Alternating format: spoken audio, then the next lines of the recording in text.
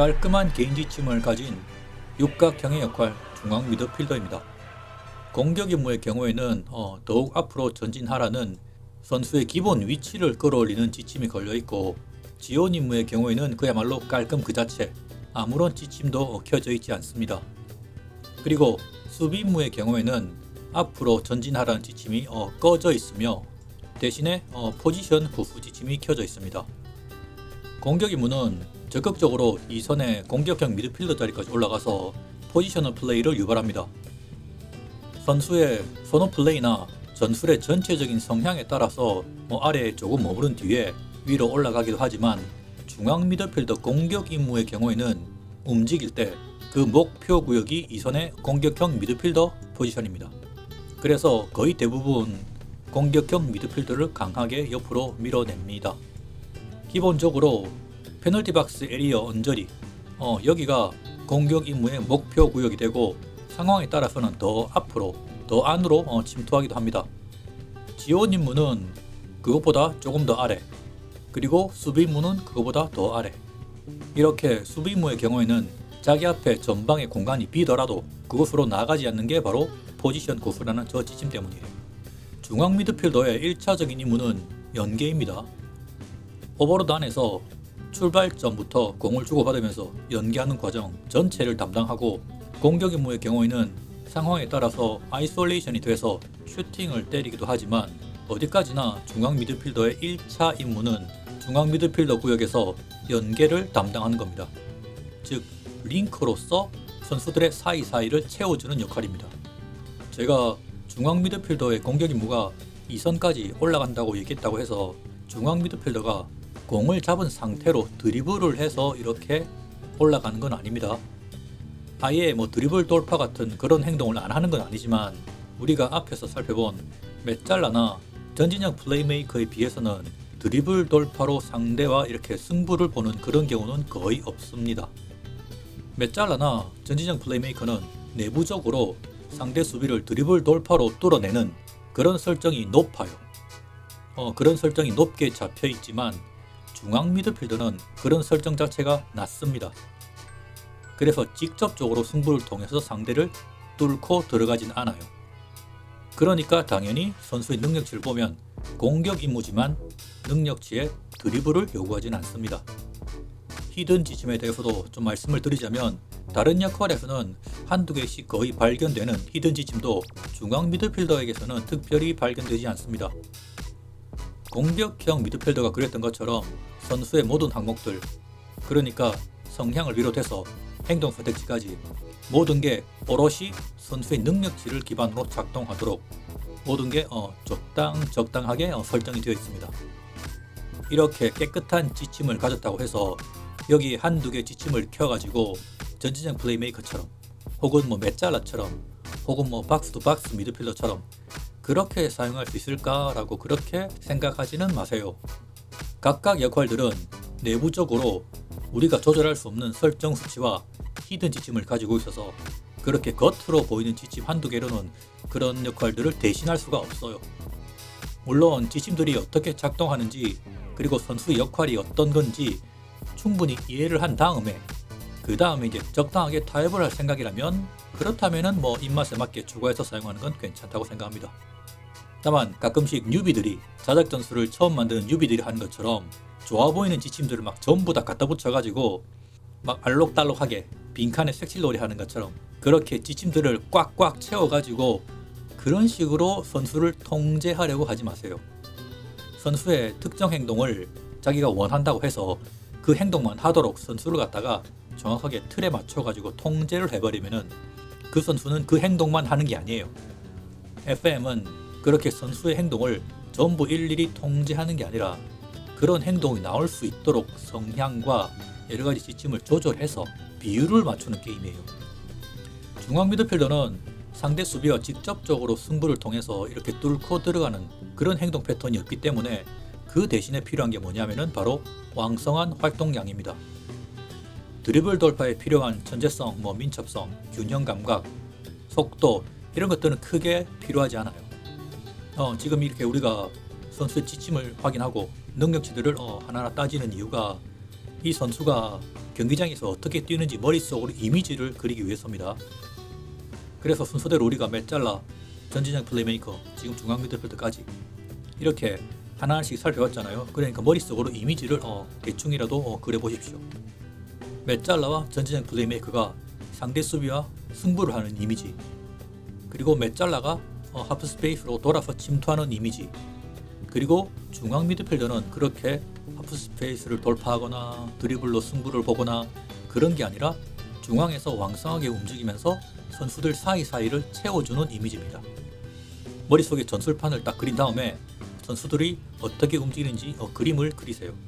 중앙 미드필더는 드리블 돌파에 적극적이지 않고 연계를 하며 공간을 찾아서 움직이기 때문에 4-3-3처럼 공격형 미드필더가 없는 포메이션에서 삼순의 중앙 미드필더를 앞으로 끌어올려서 공격 임무 같은 걸로 끌어올려서 공을 몰고 직접 올라가서 공격수와 연결해주는 그런 건 못합니다. 드리블 돌파로 상대를 벗겨내지 못해요.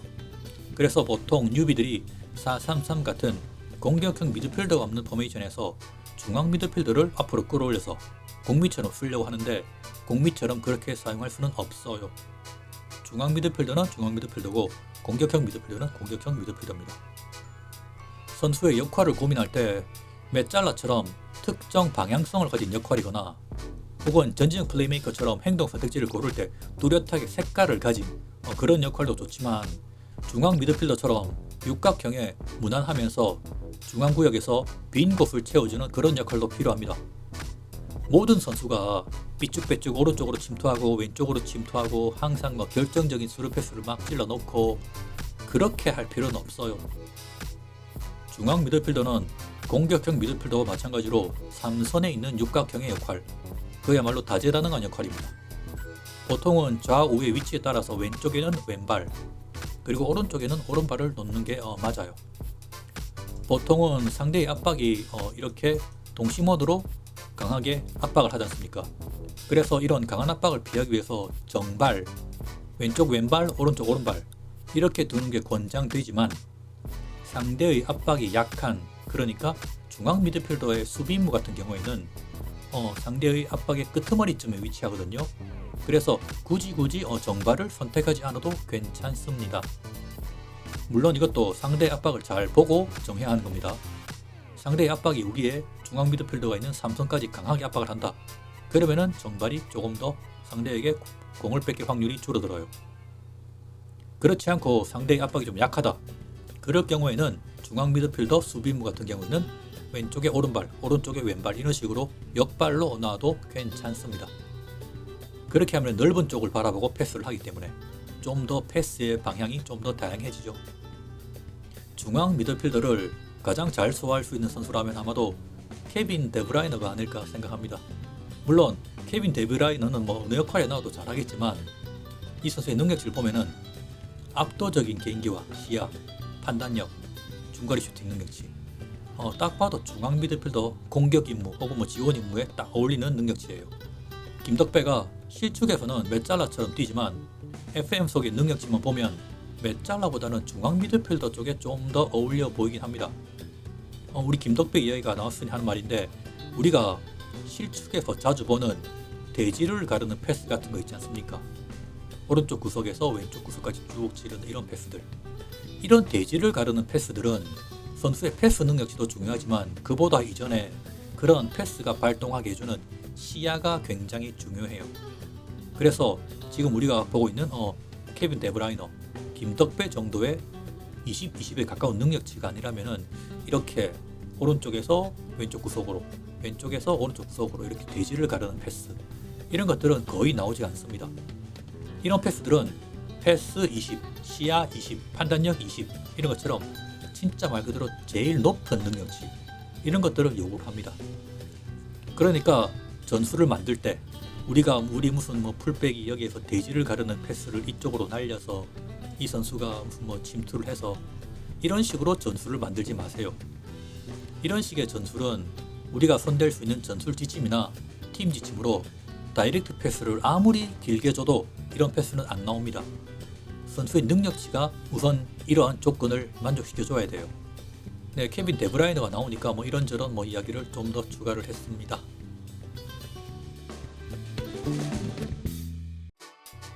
로밍 플레이메이커의 경우에는 레지스타와 혼동하는 경우가 많은데 10분 강좌에서도 한번 설명을 한 적이 있습니다. 로밍 플레이메이커는 박스-투-박스 미드필더와 거기에 플레이메이커 지침이 추가된 조합입니다. 근데 레지스타는 포지션 자유 지침이 걸린 사선의 전진형 플레이메이커 같은 그런 스타일입니다. 앞선 영상에 메짤라를 설명할 때 있었던 표현인데 수비적인 성향, 즉 도전성, 수비할 때 도전성과 자신의 공간을 지키는 수비적인 책임감, 이 두 가지의 시각에서 보자면 로밍 플레이메이커는 수비적인 성향, 즉 도전성이 높습니다. 하지만 수비적인 책임감, 즉 자기의 자리를 지키는 경향은 낮아요. 그리고 레지스타는 그 반대입니다. 레지스타는 수비적으로 도전하는 성향은 낮아요. 대신에 자기 자리를 지키는 수비적인 책임감은 좀 높은 편이에요.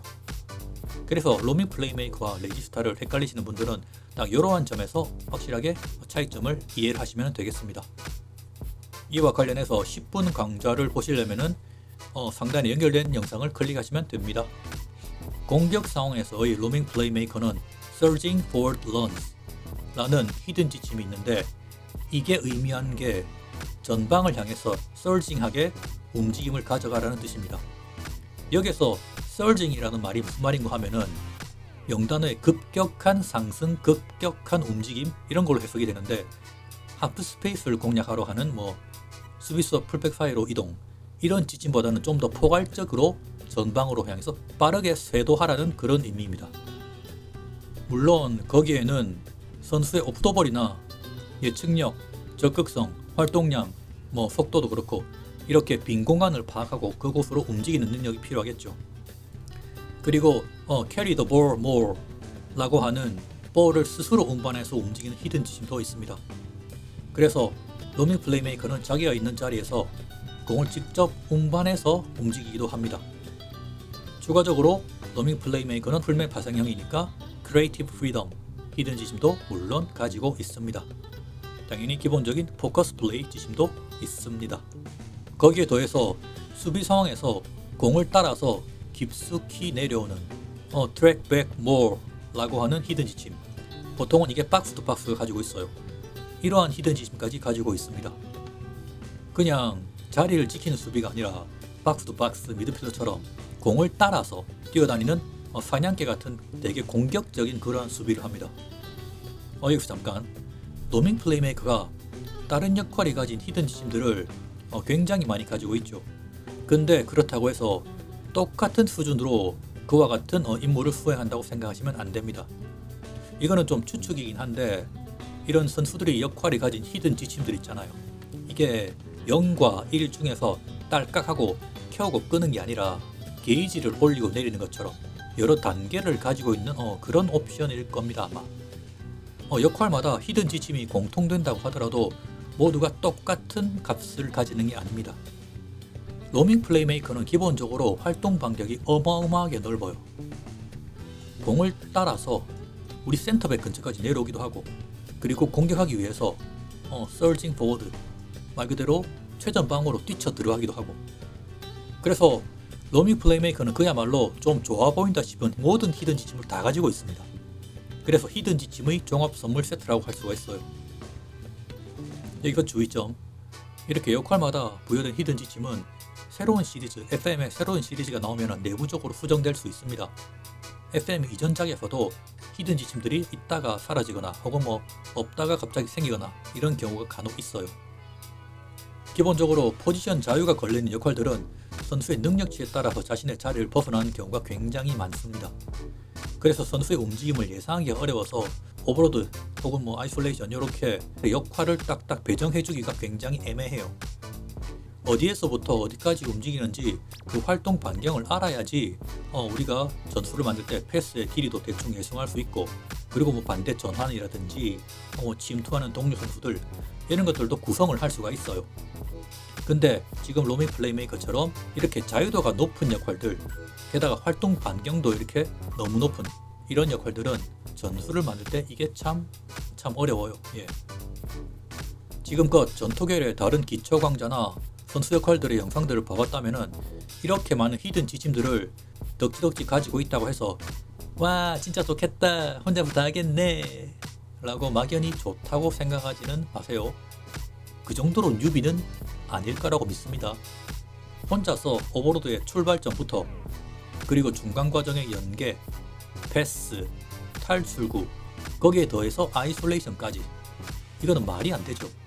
수비 상황에서는 거의 센터백까지 내려갔다가 다시 공격하러 뛰어 올라오고 이걸 마냥 좋다고 생각하면 안 됩니다.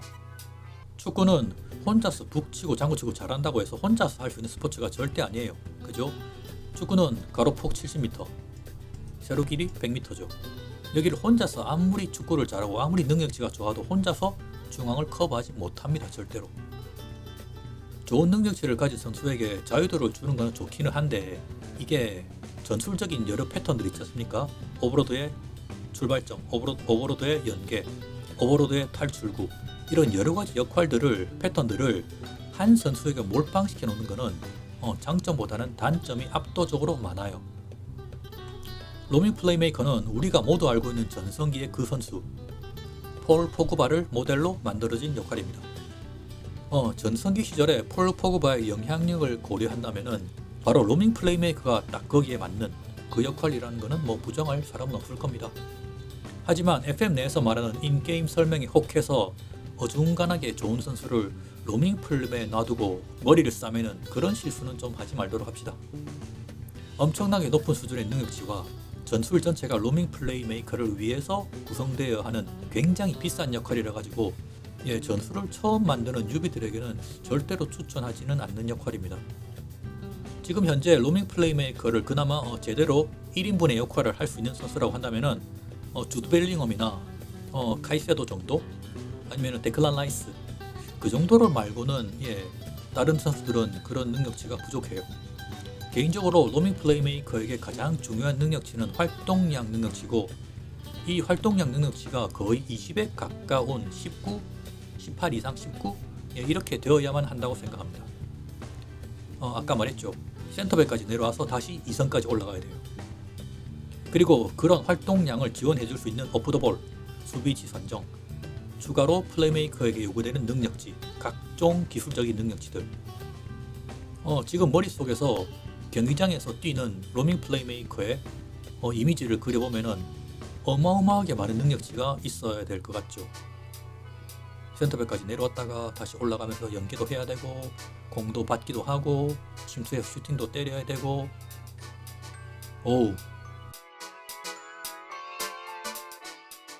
많은 FM 유저들이 사랑하는 만능 역할 박스-투-박스 미드필더입니다. 박스-투-박스 미드필더 이름이 바로 이 역할의 스타일을 설명해주고 있습니다.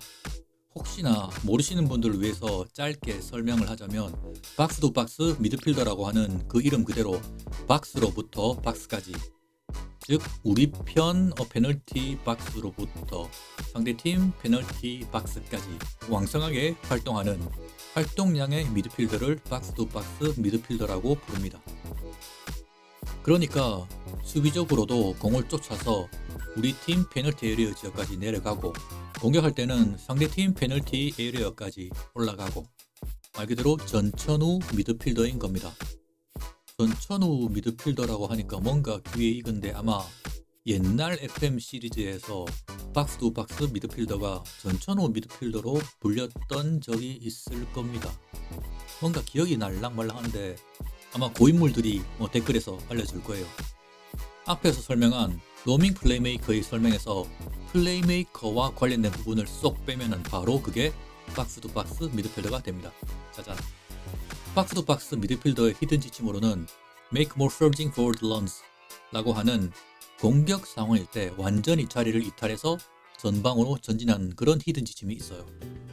그리고 수비 상황에서는 Track back more 라고 하는 공을 쫓아서 원래의 자리를 벗어나서 밑으로까지 많이 내려오는 그런 히든 지침도 있습니다. 둘 다 로밍 플레이메이커가 가지고 있죠. 물론 박스-투-박스 미드필더의 개인 지침에 포지션 자유가 걸려 있는 것도 이런 공격으로 갔다가 수비적으로도 밑으로 많이 내려오는 이러한 특징을 반영한 거기도 합니다.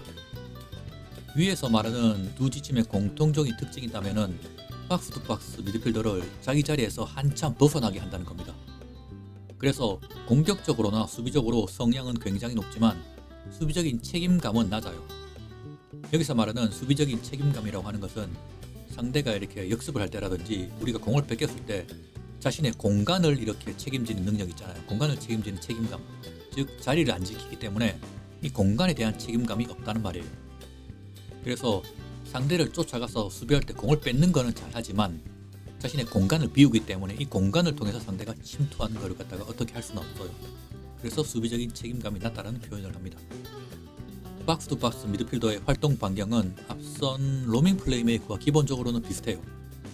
상대의 박스까지 그리고 우리 편 박스까지 굉장히 넓은 구역을 수비적으로 왔다 갔다 공격적으로 왔다 갔다 합니다. 근데 로밍 플레이메이커보다는 박스 투 박스 미드필더가 성향이 한 칸 더 낮아요. 그래서 약간 더 아래쪽으로 좀 더 치우친 그런 활동 반경을 보입니다. 그리고 박스 투 박스 미드필더의 특징은 로밍 플레이메이커처럼 공을 직접 몰고 움직이는 빈도도 확실히 낮아요. 로밍 플레이메이커는 스스로 공을 몰고 움직이는 그런 히든 지침이 있습니다. 박스 투 박스 미드필더는 중앙 미드필더에 비하면은 오버로드를 한다면은 오버로드 구역 안에서 연계를 담당한다고 하기에는 좀 뭔가 애매해요.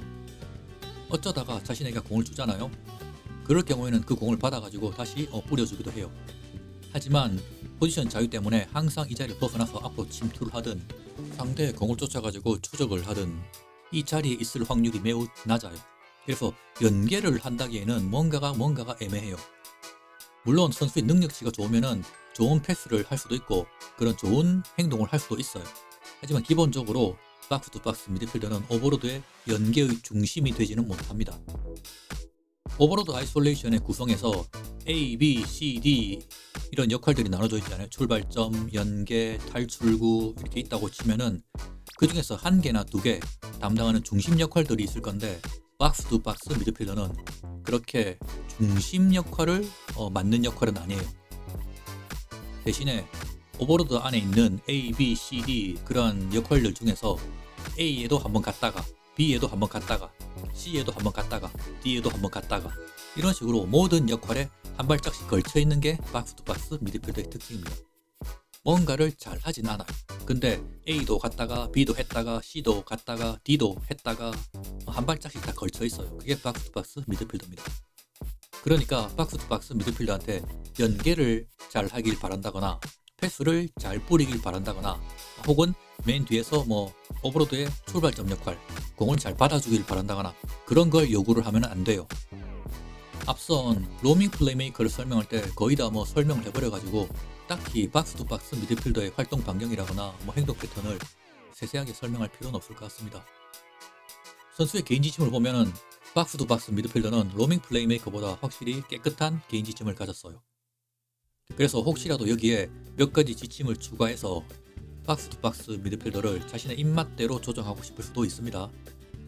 개인적으로는 박스 투 박스 미드필더에게 뭔가를 더 잘하도록 주문하는 게 이미 가득 찬 컵에 물을 붓는 그런 거랑 비슷하다고 생각을 해가지고 별로 추천은 하지 않습니다. 박스 투 박스 미드필더라는 역할은 애초에 그 역할의 목표가 경기장의 모든 상황, 모든 이벤트에 관여하는 겁니다. 몇 가지 상황이나 행동을 골라가지고 그걸 잘하는 게 절대 아니에요. 물론 이 선수의 능력치랑 딱 잘 맞아 떨어지면은 추가해 주는 게 맞는 선택이긴 할 텐데 그 선택이 박스 투 박스 미드필더의 목표를 넘어서는 1차 목표가 되면 안 됩니다. 박스 투 박스 미드필더가 슈팅을 날려가지고 골을 넣거나 혹은 공을 따라잡아가지고 멋진 수비를 하거나 그런 것들을 잘 한다고 해서 그걸 갖다가 1순위로 두면 안 돼요. 그것보다는 여러 가지 상황에 최대한 많이 움직여서 경기장을 넓게 움직이면서 많은 상황에 개입하는 게 가장 중요해요. 그렇게 하는 게 효율도 좋고 최전방까지 갔다가 최후방까지 내려오고 하는 이런 역할을 구현하기 위해서는 제일 먼저 필요한 능력치가 선수의 의욕과 관련된 능력치입니다. 위에서 말하는 경기장의 모든 상황에 간섭한다는 그런 움직임이 바로 활동량과 지구력, 적극성, 승부욕 이런 의욕 능력치들에 굉장히 크게 좌우됩니다.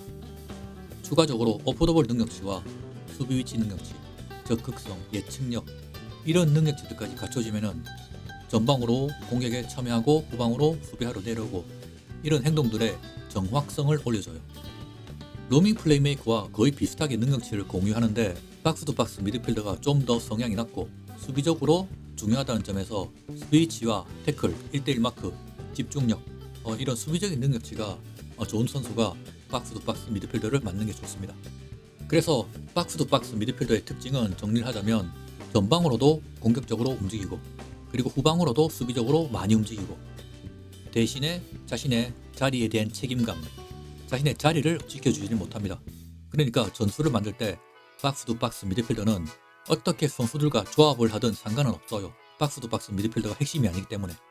그렇게만 쓴다면 박스-투-박스 미드필더는 어떤 컨셉트의 전술에서도 만능으로 사용할 수가 있어요.